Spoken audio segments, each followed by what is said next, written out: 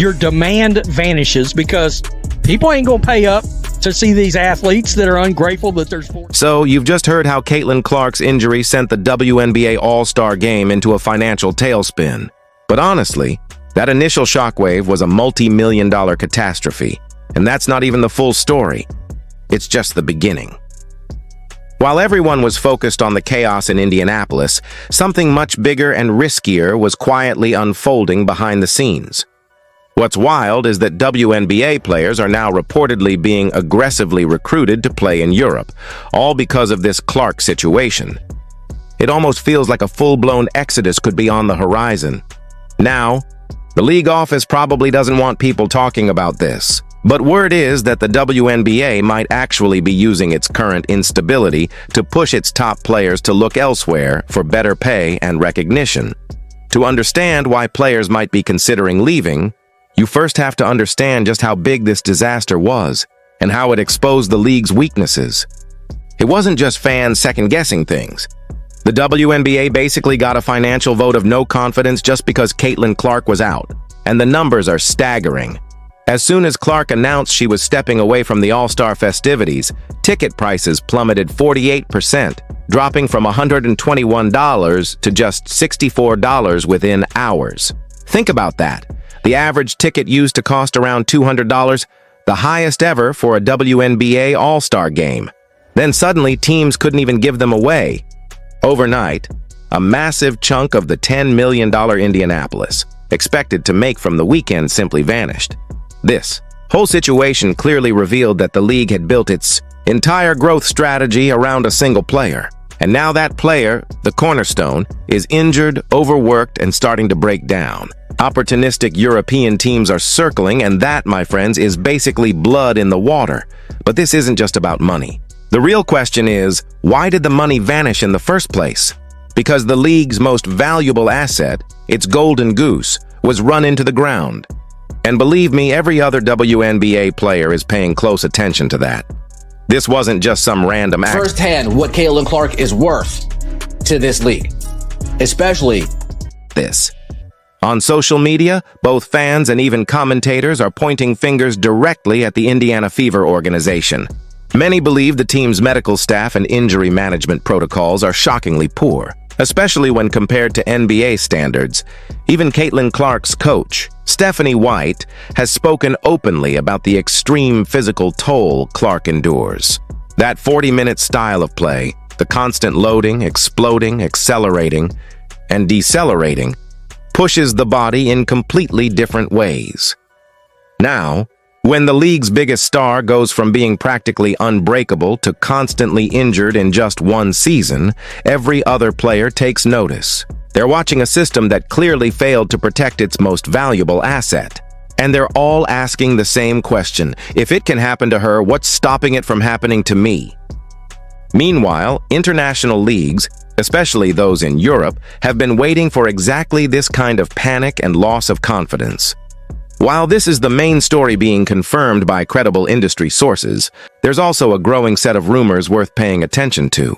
There's a wild report suggesting that European basketball leagues are now actively hunting for American players. They're using the WNBA's instability and its questionable injury management as selling points. In other words, they're poaching players. They watched the entire Caitlin Clark situation unfold, saw the frustration among WNBA players, and decided this was the perfect moment to strike. And honestly, their pitch is incredibly effective.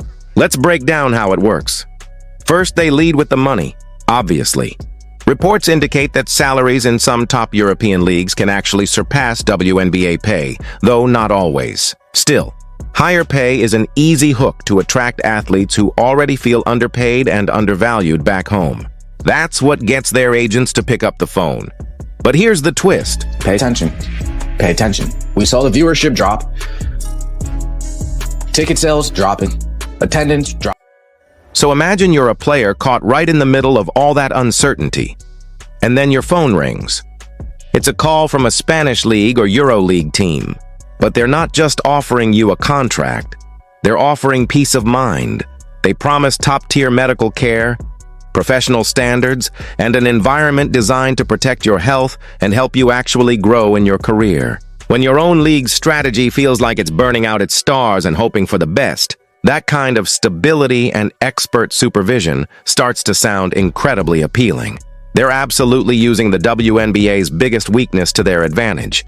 And to make matters worse, the WNBA is unintentionally adding fuel to the fire with its own internal conflicts. The chaos all traces back to one thing: the league's collective bargaining agreement, or CBA. And honestly, this is where the story takes an even darker turn, because it exposes poor leadership and mismanagement coming from more than just one team. This complete breakdown of trust between the players and league officials couldn't have come at a worse time.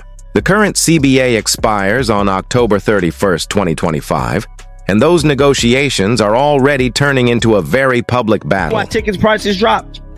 Because people quit buying the damn tickets.